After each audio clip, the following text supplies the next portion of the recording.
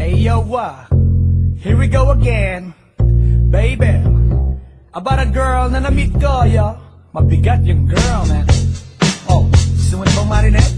Sigurado ka? Atat ka na ba? Alright, here we go. Na may na-meet akong isang girlie na American resident. Taga ron sa Orange County pero dito siya sa Brent. Na-meet ko sa Mimosa, anak ng ambassador. Only girl and chika, bebe, ang negosyo door to door.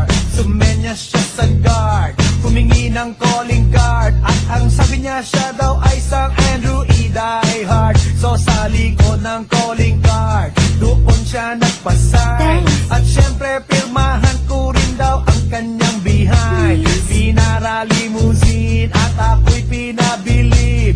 Kinuha calling card at nilagay sa kanyang dibdib. Sabi ko, baby, what's your name? Sabi niya, Oh, IBE. sabi ko, baby, what's your game? Sabi niya, Oh, no, IBE. come on! Si Olivia may sinamarin, pero siya'y bitin pa rin. Siya'y bitin pa rin.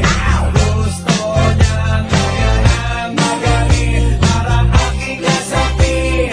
Aking lasapin. Tinawagan ko 9141 GLOBE. Magnolia, Dasma 1008 is the place to be. Sa pintuan ako ay nag-isip kung anong maa-achieve.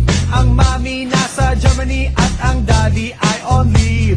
Ang pusa niya Siberian at ang aso niya Pitbull. Tinur niya ako sa bahay at sa loob may swimming pool. Ang tindi talaga ng bahay kasi may elevator. At ang sabi niya, True, ang food ay nasa second floor. so sa kwarto pinakita niya collection ng Andrew E. songs. Pinakita rin collection ng mga Dong, dong, dong, dong. sabi niya. Don't like good jokes. Ang gusto niya jokes na green. Ayaw niya ng niyayate. Gusto sina-submarine. Come on! Si Olivia may sinabarin, pero siya'y bitin pa rin. Siya'y bitin pa rin. Gusto niyang lagyan ng magaling para aking lasapin. Aking lasapin. Come on! Si Olivia may sinabarin, pero siya'y bitin pa rin. Siya'y bitin pa rin. Gusto niyang lagyan ng magaling para aking lasapin. Aking lasapin. Guess what you know that night? Yo, sa waterbed. First time akong nakatikim. Unang day, unang head. Kalimutan ng house, kalimutan ng food, kalimutan na lahat. If you kill my dog, I will kill your cat. Hinagupit ko ang pusi niya hanggang sa manggigil.